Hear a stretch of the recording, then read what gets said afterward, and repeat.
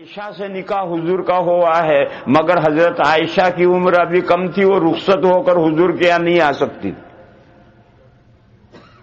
چنانچہ ہجرت کے بعد میں سن 2 ہجری میں حضرت عائشہ ہجرت کر کے حضور کے یہاں آئی ہیں. وہی سن 56 ہجری کے بعد میں آگے حضور کے گھر میں 2 بیویاں جمع ہوئی. تو کوئی سمجھنا چاہے، اگر اس کے عقل کے پیچھے لٹ لے کر نہ دوڑے اور سمجھنا چاہے تو سمجھ سکتا ہے کہ بچپن جوانی سے لے کر کے 56 سال کی عمر تک کا یہ جو زمانہ ہے، یہ آدمی کی ضرورت کی بھی ہے، اور کوئی عیاشی کرنا چاہے تو عیاشی کا بھی زمانہ ہے. اس پوری عمر میں حضور کے گھر میں عملاً ایک ہی بیوی رہی. اور یہ جو متعدد نکاح حضور نے فرمائے ہیں، یہ 57 سے 63 میں کیے ہیں، تو کوئی وجہ ہے جس کے لیے کیے ہیں. دنیا جو سمجھتی ہے وہ نہیں ہو سکتا. وہ وجہ کیا ہے؟ وہ 3 ریزن ہے جس کے لیے حضور نے یہ متعدد نکاح کیے ہیں. ایک ملی کو آپ دینی کہہ لیجئے، دینی یا ملی کہیے. ایک نکاح حضور نے کیے ہیں ملی ضرورت سے، دین کی ضرورت سے. حضرت عائشہ رضی اللہ تعالی عنہا سے حضور کا نکاح ملی اور دینی ضرورت سے ہوا ہے. اس کی تفصیل آدھا گھنٹہ چاہتی ہے. دوسرا پولیٹیکل، پولیٹیکل ضرورت، سیاسی ضرورتیں، کیونکہ یہی آخر کے وہ 7 سال ہیں جس میں گورنمنٹ اسٹیبلش ہوئی. اس سے پہلے اسلامی گورنمنٹ نہیں تھی. یہی وہ زمانہ ہے جس میں گورنمنٹ اسٹیبلش ہوئی ہے، اور جب گورنمنٹ اسٹیبلش ہوگی تو کچھ پولیٹیکل سیاسی ضرورتیں بھی ہوں گی. وہ ضرورتیں کبھی اس نکاح سے پوری ہوئی، کبھی نہیں ہوئی، کبھی پوری ہوئی، کبھی نہیں ہوئی. حضرت صفیہ رضی اللہ تعالی عنہ خیبر کی جنگ کے بعد میں یہودیوں کے ایک سردار کی لڑکی تھی اور ایک سردار کے نکاح میں تھی. یہ دونوں باپ اور شوہر دونوں مارے گئے اس لڑائی میں، اور وہ قیدیوں میں آئیں. نبی پاک صلی اللہ تعالی علیہ وسلم نے حضرت صفیہ سے نکاح کر لیا پولیٹیکل مسئلے سے، مگر وہ مقصد حاصل نہیں ہوا. یہود بے بہبود میں سے ایک بھی مسلمان نہیں ہوا اور قریب نہیں آیا. حالانکہ جب دامادی خسر دامادی کا رشتہ قائم ہو جاتا ہے تو خاندانوں میں قرب ہو جاتا ہے، مخالفتیں گھٹتی ہیں.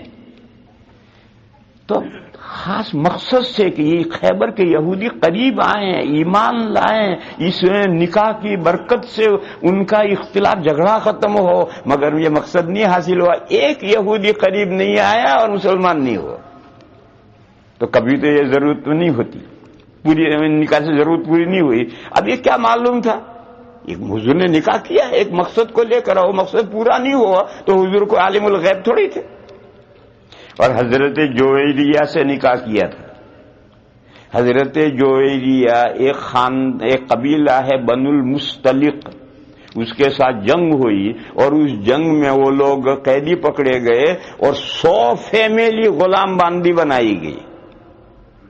اس زمانے کا قاعدہ تھا غلام باندی بنانے کا. 100 فیملی میں کتنے آدمی ہوں گے سوچو. اس خاندان کے، اس قبیلے کے سردار کی لڑکی تھی حضرت جویریہ، وہ بھی قیدیوں میں آئی تھی. نبی پاک صلی اللہ تعالی علیہ وسلم نے ان سے نکاح کر لیا. بس جوں ہی نکاح لوگوں کو پتا چلا تو شام ہوتے ہوتے اس قبیلے کا کوئی فیملی غلام نہیں رہی. سب صحابہ نے سب کو آزاد کر دیا کہ یہ تو حضور کے سسرالی ہو گئے، حضور کے سسرالی ہو گئے، اب کیسے ان کو غلامی میں رکھتے. شام ہوتے ہوتے وہ 100 کی 100 فیملیاں آزاد ہو گئی. اور لوگوں نے کہا کہ حضرت جویریہ سے بڑی بابرکت کوئی عورت نہیں تھی جس نے اپنے قوم کے 100 گھرانوں کو آزاد کروایا. پولیٹیکل ضرورت کی میں نے مثال دی. اس طرح کی کچھ سیاسی ضرورتیں ہوتی تھیں جس کی وجہ سے حضور نے یہ نکاح کیا. تیسری پرسنل ضرورت. مگر پرسنل خود حضور کی ذات نہیں، دوسرا پرسن، اندر پرسن. پرسنل میں پرسن سے حضور کی ذات مراد نہیں بلکہ اندر پرسن. حضرت فاروق اعظم رضی اللہ تعالی عنہ کی بیٹی حضرت حفصہ رضی اللہ تعالی عنہ سے حضور نے حضرت عمر کا دل خوش کرنے کے لیے نکاح کیا.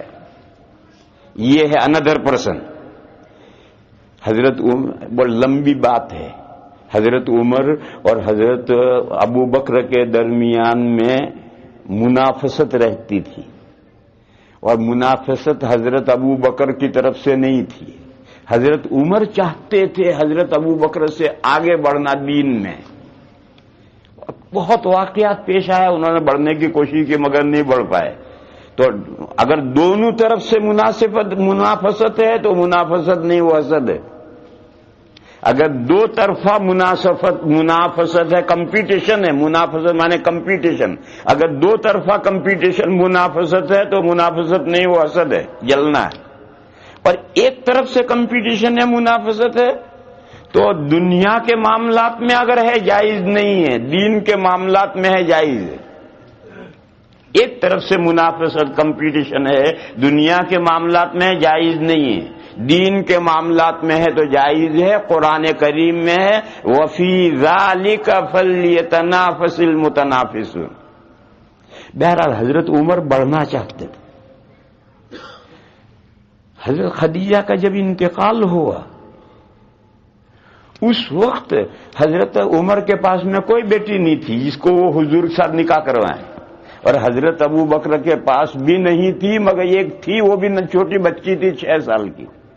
تو حضرت ابو بکر نے یہ سوچا کہ ابھی فی الحال تو حضرت سودا گھر میں آ گئی، ضرورت پوری ہو گئی، لیکن حضرت سودا تو بوڑھی عورت ہیں، 2 جگہ سے نکاح سے بیوہ ہو کر آئی ہیں، یہ کتنے دن گھر سنبھالیں گی؟ کسی نہ کسی دن وہ چلی جائیں گی. وہاں تک میں عائشہ بڑی ہو جائیں گی. حضرت عائشہ کا ابھی سے حضور سے نکاح کروا دیا، وہ حضور کے گھر میں جانے کے قابل نہیں ہے. مگر جب حضرت سودا گھر میں نہیں رہیں گے، وہ بھی بوڑھی عورت ہیں، کتنے دن کی مہمان ہیں، تو جب وہ نہیں رہیں گی تب حضرت عائشہ بڑی ہو چکی ہوں گی اور وہ جا کر گھر سنبھالیں گی. یہ حضرت ابو بکر کے ذہن میں پلان تھا، اور انہوں نے حضرت عائشہ کا حضور سے نکاح کر دیا. اس وقت حضرت عمر دل مسوس کر رہ گئے، کیونکہ حضرت عمر کے پاس میں کوئی لڑکی ہے ہی نہیں، نہ چھوٹی نہ بڑی کوئی لڑکی ہے ہی نہیں. جو لڑکیاں ہیں شادی شدہ ہیں. اس کا بڑا صدمہ تھا ان پر، ان کا بڑا صدمہ تھا ان پر کہ میں پیچھے رہ گیا، افسوس میرے پاس ایسا کوئی. تو جب حضرت حفصہ ان کی شادی ہوئی تھی، وہ بیوہ ہوئی. یہ مدنی زندگی میں یہ آخری زندگی ہے. اس زندگی میں جب وہ بیوہ ہوئی تو حضور نے ان سے نکاح کر لیا حضرت عمر کے دل پر سے بوجھ ہٹانے کے لیے. یہ ہے پرسنل مقصد سے، اور پرسن سے حضور نہیں مراد، اندر پرسن. اسی طریقے پر حضرت ام سلمہ رضی اللہ تعالی عنہا سے نکاح کیا ہے، وہ بھی حضور نے ان کی دلداری کے لیے کیا ہے، حضرت ام سلمہ کی دلداری کے لیے کیا ہے. لمبا واقعہ ہے. اسی طرح سے حضرت زینب رضی اللہ تعالی عنہ سے جو نکاح کیا ہے وہ ملی اور دینی ضرورت سے کیا ہے. تبنا یعنی ایڈوپشن کی جو رسم تھی اس رسم کو توڑنے کے لیے حضرت زینب سے نکاح کیا. سب کی تفصیل کروں تب آپ حضرات کے پلے کچھ پڑے، لیکن میں نے جو مختصر بات کہی ہے اس مختصر بات سے یا کسی کے دماغ میں یہ بات گھسے گی تو جواب بھی ساتھ میں چلا جائے گا. اس کے ذہن کو مطمئن کرنے کے لیے اتنی بات کافی ہے کہ حضور نے جو متعدد نکاح کیے ہیں وہ زندگی کے آخری 7 سالوں میں کیے ہیں، اور وہ ملی، دینی، سیاسی اور شخصی مصالح کے پیش نظر کیے. اس کے بعد ایک بات اور سن لو، جب 1 سے 2 نکاح ہو سکتے ہیں تو 10 بھی ہو سکتے ہیں. 1 سے 2 نکاح ہو سکتے ہیں، 10 بھی ہو سکتے ہیں، 20 بھی ہو سکتے ہیں. پھر امت کے لیے 4 پر کیوں روکا ہے؟ یا تو یہ کہو کہ بھائی ایک وقت میں ایک ہی بیوی ہوگی، دو بیویاں ہو ہی نہیں سکتی، ٹھیک ہے، نو میٹر، آگے کچھ سوچنا ہی نہیں۔ لیکن جب ایک کے بجائے دو ہو سکتی ہیں اور دو کے ساتھ تین ہو سکتی ہیں تو 4، 5، 6، 7، 100 بھی ہو سکتی ہیں۔ حضرت سلیمان علیہ السلام کے نکاح میں 100 بیویاں تھیں، حضور کے نکاح میں 9 بیویاں تھیں۔ پھر یہ امت کے لیے 4 پر کیوں روکا ہے کہ 4 ہی بیویاں ہو سکتی ہیں، زائد نہیں؟ اور حضور کے لیے ایسا کیوں نہیں روکا کہ 4 ہی، زائد نہیں؟ حضور کے لیے نہیں روکا اور امت کے لیے روکا کہ کر سکتے ہو، ایک سے زیادہ کر سکتے ہو، 4 ہی، اس سے زیادہ نہیں کر سکتے۔ دونوں میں فرق سمجھاؤں۔ امت کے لیے جو ایک سے زیادہ نکاح کرنے کی اجازت ہے وہ پرسن کی ضرورت کے لیے ہے، پرسنلی ضرورتوں کے لیے۔ اور حضور کے لیے جو ایک سے زائد نکاح حضور نے فرمائے وہ پرسنلی ضرورت کو لیے کیے ہی نہیں ہیں، وہ دوسرے مقاصد کے کیے ہیں۔ کوئی بھی امتی نکاح کرے گا تو اپنی ضرورت کے لیے کرے۔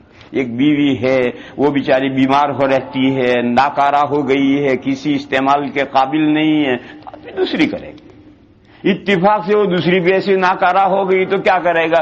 اسٹریٹ میں جھانکتا پھرے گا؟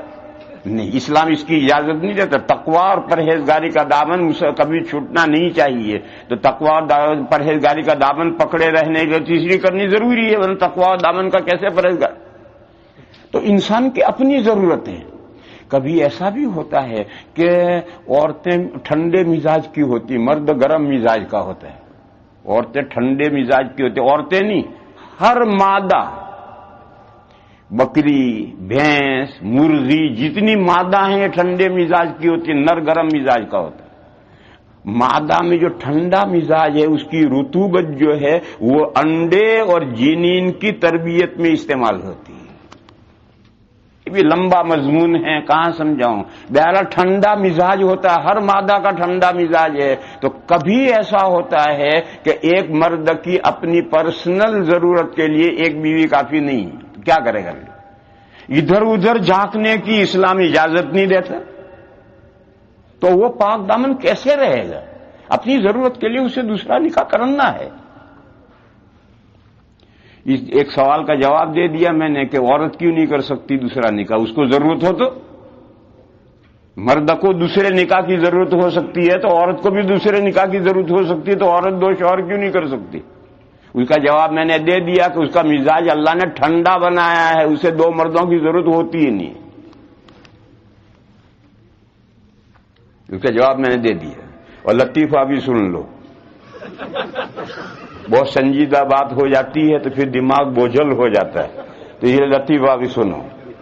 جب ملک آزاد ہوا اور یہ ہندوستان پاکستان بنے تو انڈیا جو تھا آزاد ہوا، تو عورتوں کا، ماڈرن عورتوں کا ایک ڈیپیوٹیشن وزیر اعظم جواہر لال نہرو کے پاس میمورنڈم لے کر پہنچا۔ ماڈرن عورتیں میمورنڈم لے کر گئے کہ جب مردوں کو جب ایک سے زیادہ نکاح کرنے کی اجازت ہے تو یہ اجازت عورتوں کو بھی ہونی چاہیے۔ اس میمورنڈم کا حاصل یہ ہے کہ جب مردوں کو دوسری شادی کرنے کی اجازت ہے تو عورت دوسرا شوہر کیوں نہ کرے، اس کو بھی یہ اجازت ہونی چاہیے۔ اب جواہر لال نہرو بڑا پریشان،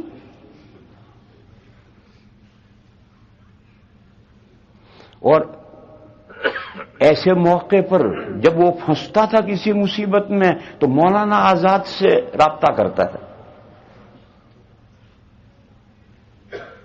ایک مرتبہ جواہر لال نہرو نے مولانا آزاد سے پوچھا کہ مولانا، جب ہم چلتے ہیں تو ہمیں ایسا محسوس نہیں ہوتا کہ پورے جسم کا خون پیروں کے تلوں میں جا رہا ہے؟ ایسا محسوس نہیں ہوتا، لیکن جب ہم جمناسٹک کرتے ہیں، ورزش کرتے ہیں اور سر کے بل کھڑے ہوتے ہیں تو ایسا محسوس ہوتا ہے کہ سارے جسم میں سے خون کھوپڑی میں آ رہا ہے۔ ایسا کیوں ہے؟ مولانا نے فرمایا پانی وہیں جاتا ہے جہاں جگہ خالی ہوتی ہے۔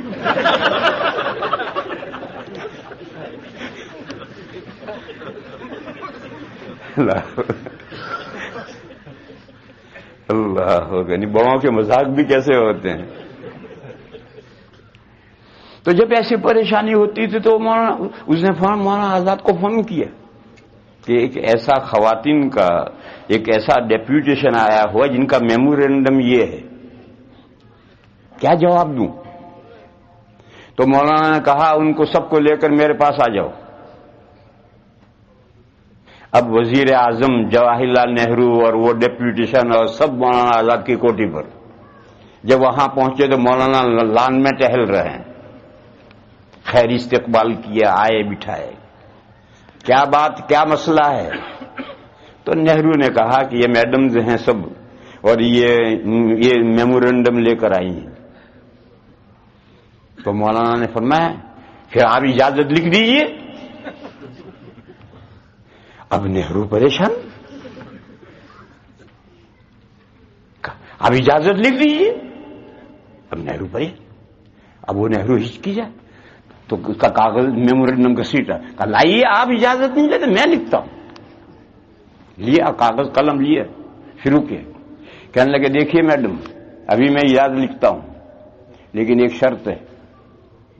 وہ شرط یہ ہے کہ ایک آدمی کی 4 بیویاں ہوں تو اس کے لیے چاروں بیویاں بچے جنتی ہیں.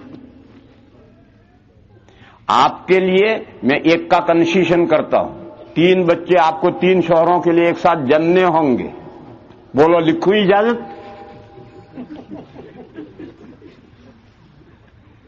چپ، وہ جو گئی وہ گئی، 50 سال ہوئے پھر کبھی نہیں آیا ڈیپوٹیشن. کیا بولیے ایک کا کنسیشن کرتا ہوں لیکن 3 شوہروں کے لیے آپ کو ایک ساتھ بچے جننے ہوں گے. ایک آدمی کی 4 بیویاں ہوتی ہیں تو 4 بیویاں شوہر کے لیے بچے جنتی ہیں ایک ساتھ. یہ دوسرا ایک تو عورتوں کا مزاج ٹھنڈا ہوتا ہے، ان کو دوسرے شوہر کی ضرورت نہیں ہے. دوسرا یہ ہے کہ جب وہ 2 یا زیادہ شوہروں کی ہوں گی تو بچہ کس کے لیے جنیں گی. یہ وہ وجوہ ہیں جس کی وجہ سے میں نے درمیان میں جواب دے دیا تھا. باقی مردوں کے لیے جو اجازت شریعت نے دی ہے وہ پرسنلی ضرورتیں ہیں، آدمی کی اپنی ضرورتیں ہیں اور وہ ضرورتیں آخر ایک حد پر پوری ہو جائیں گی، اس سے زیادہ کی ضرورت نہیں رہے گی اور وہ اتنا ہی کا خرچہ بھی برداشت کر سکتا ہے، انصاف بھی کر سکتا ہے. ورنہ ہوس میں بہت ساری عورتیں گھر میں جمع کر لے گا اور سب کی ضرورتیں پوری نہیں کرے گا. اور نبی پاک صلی اللہ تعالی علیہ وسلم نے اپنی ذات کی ضرورت کے لیے کیے ہی نہیں. اور نبی پاک صلی اللہ تعالی علیہ وسلم معصوم ہیں. حضور سے ناانصافی عورتوں کے ساتھ ہو جائے یہ ممکن ہی نہیں. اس لیے حضور کے لیے کوئی عدد نہیں طے کیا گیا اور امت کے لیے 4 کا عدد فکس کر دیا گیا کہ یہاں تک جا سکتے ہو اور وہ بھی اگر تم انصاف کر سکو تو دوسری بیوی نکاح کرنا جائز ہے ورنہ جائز نہیں. جہاں 1 سے زیادہ بیویوں کے جواز ہے وہاں یہ شرط ہے وَإِنْ خِفْتُمْ أَلَّا تُقْسِطُوا فِي الْيَتَامَى فَانكِحُوا مَا طَابَ لَكُم مِّنَ النِّسَاءِ مَثْنَىٰ وَثُلَاثَ وَرُبَاعَ فَإِنْ خِفْتُمْ أَلَّا تَعْدِلُوا فَوَاحِدَةً أَوْ مَا مَلَكَتْ أَيْمَانُكُمْ. یہ کہا 2 3 4 نکاح جائز ہیں کب؟ جب تم انصاف کر سکو. اور اگر تمہیں یہ اندیشہ ہو کہ تم انصاف نہیں کر سکو گے تو صرف ایک بیوی رکھو. اب یہ اندیشہ حضور کے حق میں ہے ہی نہیں. حضور اللہ کے پیغمبر ہیں، معصوم ہیں، تو حضور اپنی ذات کی ضرورت کے لیے کر نہیں رہے اور ظلم کا کوئی اندیشہ نہیں.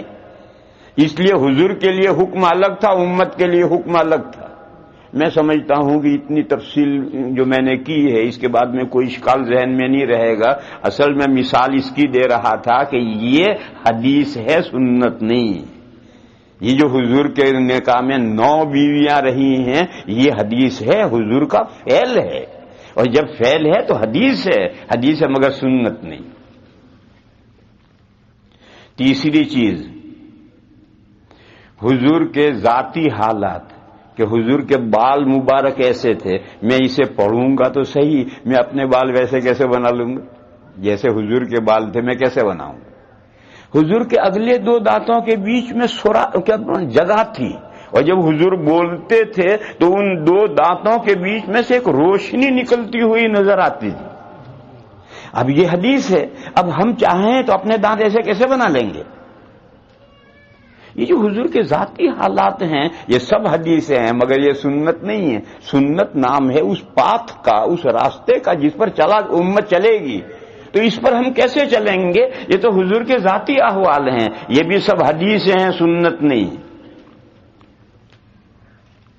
اور ایک چیز ایڈ کرنی ہے، وہ حدیث نہیں ہے اور سنت ہے، وہ ہیں خلفائے راشدین کی سنتیں. 4 خلفاء ہیں، ان خلفائے راشدین کی جو سنتیں ہیں وہ سنتیں ہیں، حدیثیں نہیں. حدیثیں وہی حضور کی 4 چیزوں کا نام سنت ہے. یہ جو خلفائے راشدین کی جو چیزیں ہیں یہ حدیث نہیں ہے مگر سنتیں ہیں.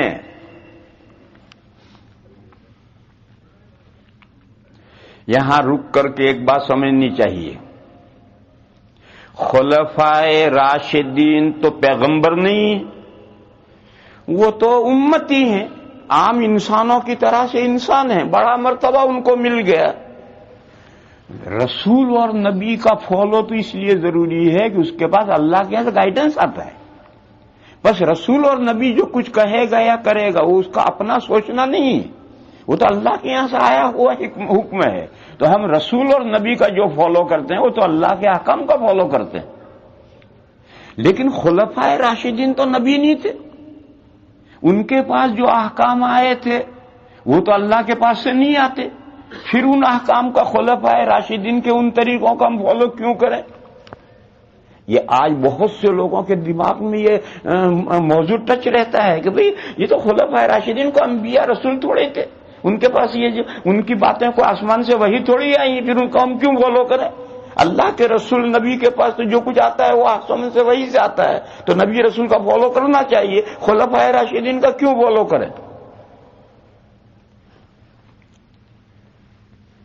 اس مسئلے کو سمجھنے کے لیے پہلے یہ سمجھ لو کہ خلفائے راشدین کی سنتیں صرف ایک باب میں ہیں، اور اگر چاہو تو اسی ایک کو 2 کر لو، بس 2 ہی سلسلوں میں ان کی سنتیں ہیں، اس کے علاوہ خلفائے راشدین کی کوئی سنتیں نہ ہیں نہ ہو سکتی. نماز میں خلفائے راشدین کی کوئی سنت نہیں اور نہ ہو سکتی. روزہ، زکوٰۃ، حج، یہ وہ یہ پورا دین جو ہے اس پورے دین میں خلفائے راشدین کی کوئی سنتیں نہیں ہیں اور ہو بھی نہیں سکتی.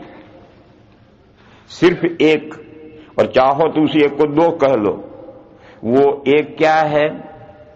میں نے ابھی بتلایا تھا کہ مدینہ میں تشریف لانے کے بعد میں جنگ احد، غزوہ بدر ہوا، وہاں تک حکومت اسٹیبلش نہیں ہوئی تھی.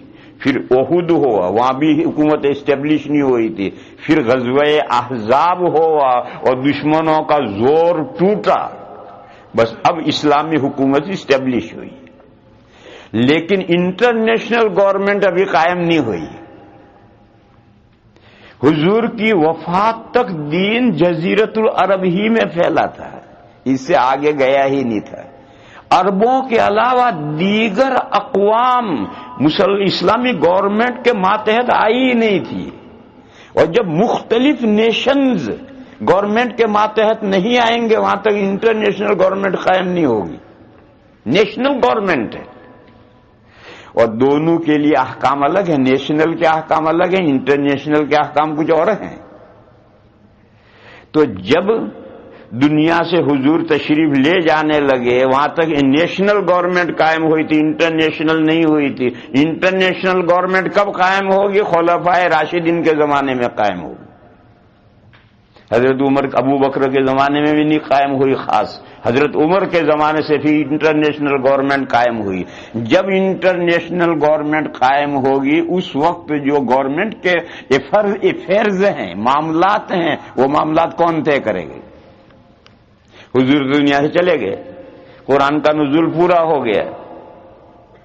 اب انٹرنیشنل گورنمنٹ تو خلفائے راشدین کے زمانے میں قائم ہوئی ہے. اس وقت انٹرنیشنل گورنمنٹ کے جو افیئرز ہیں اس کو کون طے کرے گا؟ وہی معاملات خلفائے راشدین کے حوالے کیے گئے. اور یہ جو حضور نے فرمایا علیکم بسنتی و سنت الخلفاء الراشدین المہدیین، میری سنتوں کا فالو کرو اور میرے بعد جو خلفاء ہیں ان کی سنتوں کا فالو کرو. وہ سنتیں کس سلسلے میں ہیں؟ انٹرنیشنل گورنمنٹ اسٹیبلش ہونے کے بعد میں اس کے قواعد و ضوابط ہیں. اس کو دوسرے الفاظ لے لو، ملک و ملت کی تنظیم میں وہ جو کچھ کریں گے ان کا کیا ہوا حجت ہوگا. ملک اور ملت، ملک و ملت کی تنظیم، تنظیم کے لیے کیا لفظ ہے؟ میں انگریزی نہیں جانتا ہوں. بولو، بتاؤ مجھے. آپ لوگ تو انگریزی جانتے ہو. آرگنائز، ملک و ملت کو آرگنائز کرنے کے لیے جو یہ حضرات جو کچھ کریں گے وہ حجت ہو.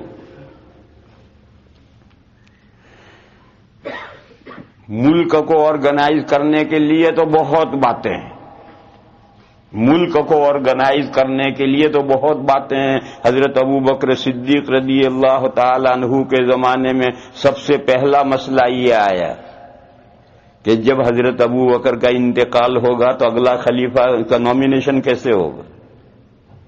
حضرت ابو بکر، حضور کے بعد حضرت ابو بکر کا نامینیشن اور طرح ہوا ہے. پھر حضرت ابو بکر کے بعد جو اگلا خلیفہ اس کا نامینیشن حضرت ابو بکر نے ایک تحریر میں ایک آدمی کا نام متعین لکھا ہے، اس تحریر کو بند کر کے سیل کر دیا ہے. کس کا نام ہے کسی کو پتہ نہیں.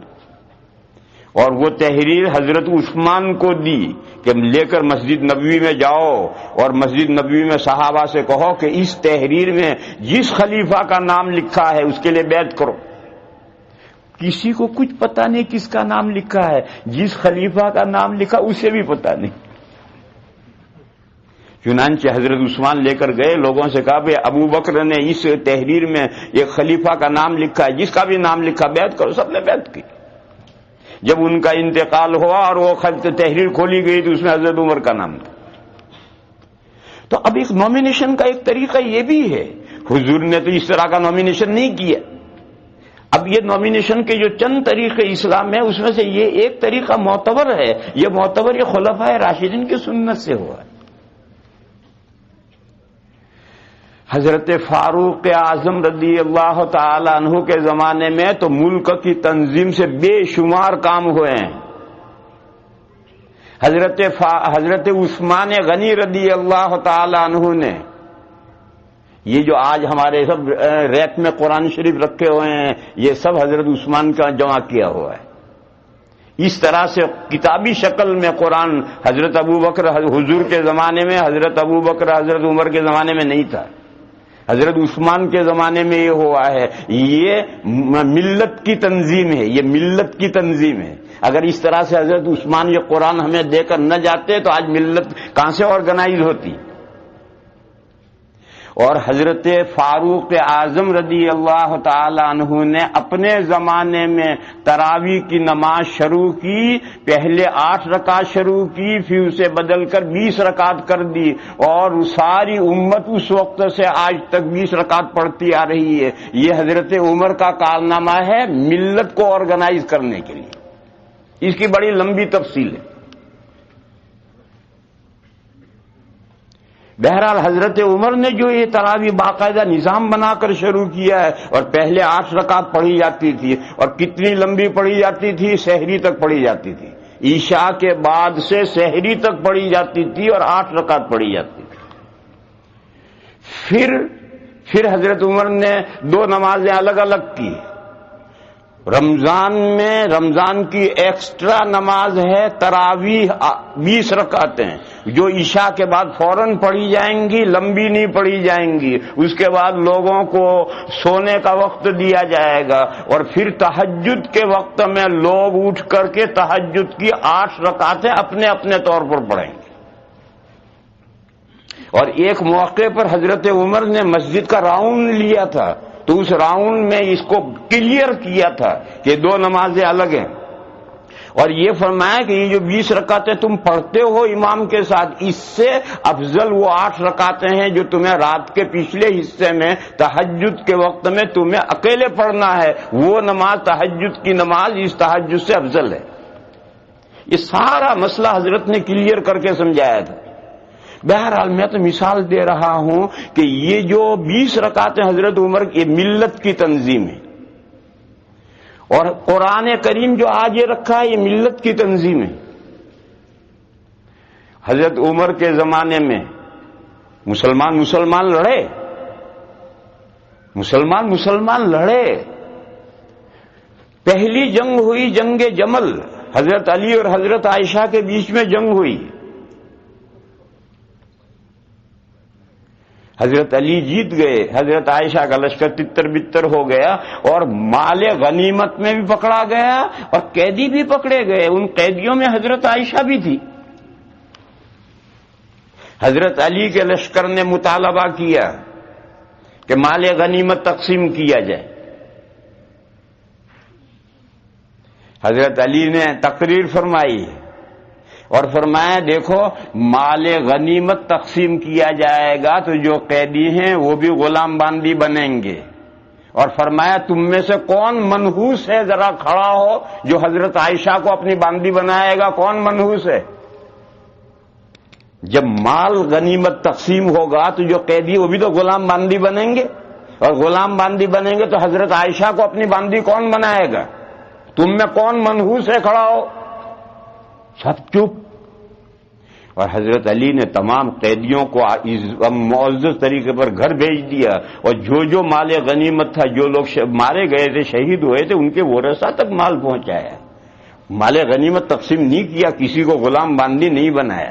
دیکھو مسلمان لڑیں گے تو قیدیوں کے ساتھ اور مال کے ساتھ یہ ہوگا، یہ حضرت علی نے طے کیا۔ اگر حضرت علی طے نہ کرتے تو کوئی نہ طے کر سکتا۔ دوسری جنگ ہوئی حضرت علی اور حضرت معاویہ کے درمیان میں، لاکھوں آدمی مارے گئے۔ حضرت علی سے پوچھا گیا کہ یہ جو مارے گئے ان کا کیا حشر ہوگا آخر میں؟ تو حضرت نے فرمایا قتلانا وقتلاہم فی الجنہ، فرمایا ہماری طرف جو آدمی مارے گئے ہیں وہ بھی، اور معاویہ کی طرف جو آدمی مارے گئے ہیں وہ بھی، سب جنت میں۔ یہ حضرت علی نہ فرماتے تو کوئی دنیا کی طاقت طے نہیں کر سکتی اسے۔ یہ وہ ملک و ملت کی تنظیم سے تعلق رکھنے والی باتیں ہیں کہ مسلمانوں میں آپس میں لڑائیاں ہوں گی تو دنیا میں مال غنیمت بنے گا نہیں بنے گا، وہ قیدی غلام باندی بنیں گے یا نہیں بنیں گے، آخرت میں جنت میں کون جائے گا، جہنم میں کون جائے گا۔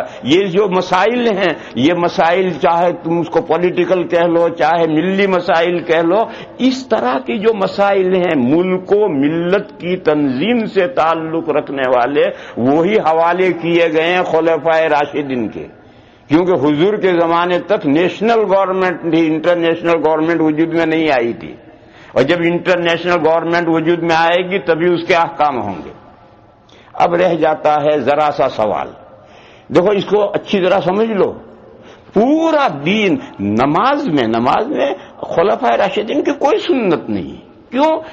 اللہ کا ارشاد نازل ہوا الیوم اکملت لکم دینکم واتممت علیکم، آج دین کمپلیٹ۔ دین کمپلیٹ تو اب خلفائے راشدین کی سنتوں کی کیا ضرورت ہے؟ روزے میں خلفائے راشدین کی کوئی سنت نہیں، حج میں، زکوٰۃ میں، یہ وہ کوئی سنت نہیں۔ صرف یہ ایک معاملات ہے، یہ جو پولیٹیکل افیئرس ہیں انٹرنیشنل گورنمنٹ کے، اسی میں خلفائے راشدین کی سنت ہے۔ اور گورنمنٹ کے جو افیئرس ہیں وہ ملت کے اور آرگنائز سے تعلق رکھتے ہیں، تو ملک و ملت کی تنظیم سے جب اتنا بات واضح ہو گئی تو دماغ پر سے بوجھ ہٹ جائے گا۔ بہت سے لوگوں کے دماغ پر یہ بوجھ ہے، ان کی سمجھ میں نہیں آتا کہ خلفائے راشدین آرڈینری انسان ہیں، وہ کوئی رسول نبی تھوڑی ہے، ان کے پاس وحی تھوڑی آتی ہے، پھر ان کی ہم سنت کا فالو کیوں کریں؟ یہ بہت سے لوگوں کے دماغ پر بوجھ ہے، تو وہ آسان ہو جائے گا، بوجھ ہلکا ہو جائے گا۔ پھر اور تھوڑی سی بات سن لو، حضور نے جہاں ان خلفائے راشدین کی سنتیں اپنانے کے لیے حکم دیا ہے تو وجہ خود بتائیے۔ یہ جو اشکال دماغ پر بوجھ ہے وہ حضور نے خود ہٹایا ہے، مگر ہم عربی نہیں جانتے۔ حضور نے فرمایا علیکم بسنتی، میری سنت لازم پکڑو۔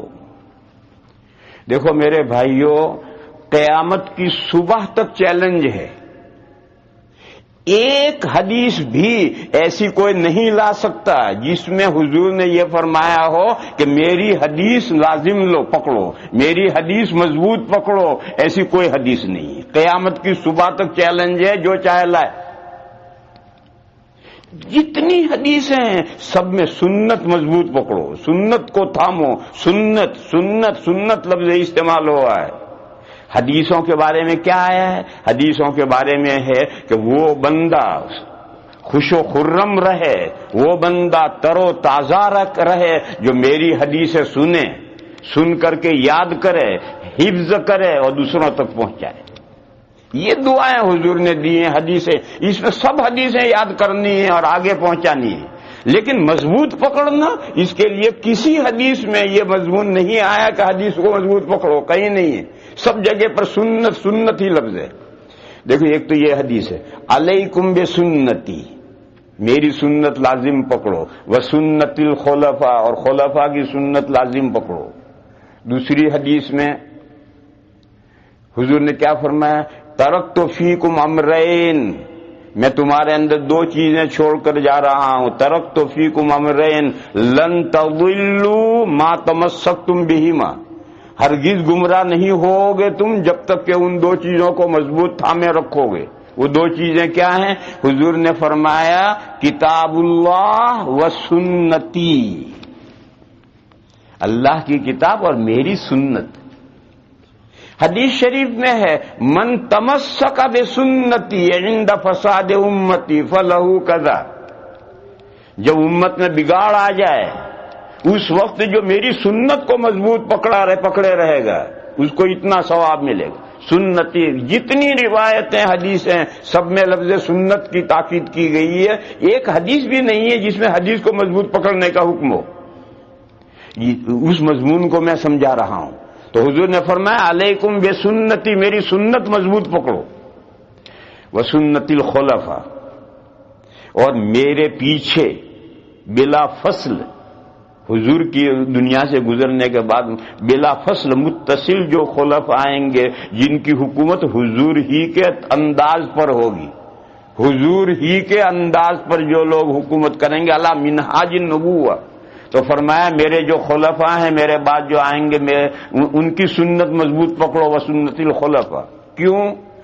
فرمایا الراشدین المہدیین، وہ راشد ہوں گے، وہ مہدی ہوں گے، اس لیے ان کی سنتیں مضبوط پکڑنی ہے، اس لیے کہ وہ راشد ہوں گے، وہ مہدی ہوں گے۔ ٹھیک ہے رسول نہیں ہوں گے، نبی نہیں ہوں گے، لیکن رسول نبی سے نیچے بھی تو کوئی درجہ ہے، وہ نیچا ہے، وہ راشد ہوں گے، مہدی ہوں گے۔ راشد کسے کہتے ہیں؟ راشد کے معنی ہیں راہ یاب۔ تو سرکار کی زبان جن خلفاء کو یہ تمغہ دے رہی ہے، یہ سند دے رہی ہے، یہ ڈگری دے رہی ہے کہ میرے بعد جو خلفاء آئیں گے وہ راشد ہوں گے، راہ یاب ہوں گے۔ ماؤ شما نہیں کہہ رہے، آقائے دو جہاں کہہ رہے ہیں۔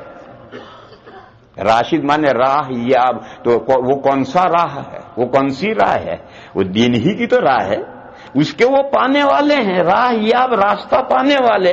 جب وہ دین کے راستے پر ہیں تو اب وہ جو کچھ بھی امت کو بتلائیں گے ملت اور ملک کی تنظیم سے متعلق باتیں، وہ شریعت کے مزاج اور کے مطابق بتائیں گے، اپنے گھر سے تھوڑے ہی بتائیں گے۔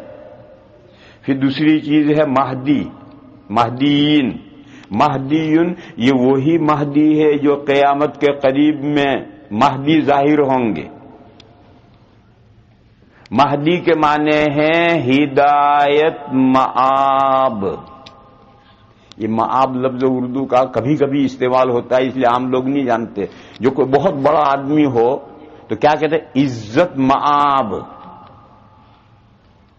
عزت مآب یعنی عزت جس کی گٹی میں پڑی ہوئی ہے، 7 پشتوں سے اس کے یہاں نوابی چلی آ رہی ہے، 7 پشتوں سے نوابی چلی آ رہی ہے، تو وہ عزت مآب کہلائے گا۔ اب تو پہلی مرتبہ الیکشن میں کامیاب ہوا وہ بھی عزت مآب ہو. اب تو پہلی مرتبہ الیکشن میں کامیاب ہوتا ہے وہ بھی عزت مآب ہوتا ہے. باقی اس مآب کے معنی یہ ہیں کہ جو 7 پشتوں سے نوابی چلی آ رہی ہے وہ عزت مآب ہوگا، جس کی گھٹی میں عزت پڑی ہوئی ہے. تو حضور نے دوسرا لقب دیا ان کو مہدیین، یعنی ہدایت مآب. میرے بعد جو میرے خلفاء آئیں گے ان کی گھٹی میں ہدایت پڑی ہوئی ہے. تو اللہ کا رسول جن بندوں کے بارے میں کہہ رہا ہے کہ وہ راہ یاب ہیں، ان کی گھٹی میں ہدایت پڑی ہوئی ہے. اگر ان کی سنتیں پولیٹیکل افیئرز میں اور ملت کو آرگنائز کرنے کے سلسلے میں اگر ان کی سنتیں لینے کے لیے حضور فرمائیں تو ذہن پر سے بوجھ ہٹ جانا چاہیے. تو میرے بھائیو بات کہیں سے کہیں نکل گئی. میں تو اصل بات یہ کہہ رہا تھا کہ ہم جو ہے اہل السنہ والجماعہ، ہم سنت کے پکڑنے والے ہیں. آج کچھ لوگ ہیں کہ ہم اہل حدیث ہیں. اہل حدیث تو کہیں لفظ ہی نہیں آیا قرآن و حدیث میں کہ حدیث مضبوط پکڑو، ایسا تو کوئی لفظ ہی نہیں آیا ہے. لہذا ہم جو اہل السنہ والجماعہ ہیں، والجماعہ کا کیا مطلب ہے کل بتاؤں گا. آج صرف اہل السنہ کا مطلب بتایا ہے. یہ جو ہم اہل السنہ والجماعہ ہیں اسی کو مضبوط تھامنے کا نام ہے دیوبندیت. دیوبندیت یہی ایک مشن ہے، دیوبندیت ایک تحریک ہے. وہ تمام انسانوں کو دعوت دیتا ہے کہ قرآن و سنت پر آؤ، قرآن و سنت پر آؤ، اسے مضبوط تھامو. جو نئی نئی باتیں اسلام میں بعد میں نکلی اسے چھوڑو، بدعات اور خرافات چھوڑو، وہ دین نہیں ہے. میرے بھائی ایک مثال سمجھو. یہ بلڈنگ ہے، اگر اس کو آپ 100 سال تک اس کو رینیول نہ کریں، رنگ ونگ دوبارہ نہ کریں، 100 سال تک نام ہی نہ لیں اس کا، تو 100 سال ہوتے ہوتے اس بلڈنگ کا کیا حال ہو جائے گا. جگہ جگہ کھڈے ہو جائیں گے، جگہ جگہ کالے دھبے ہو جائیں گے، اور بے شمار مکڑی جالے تان دے گی. ہوگا یا نہیں ہوگا؟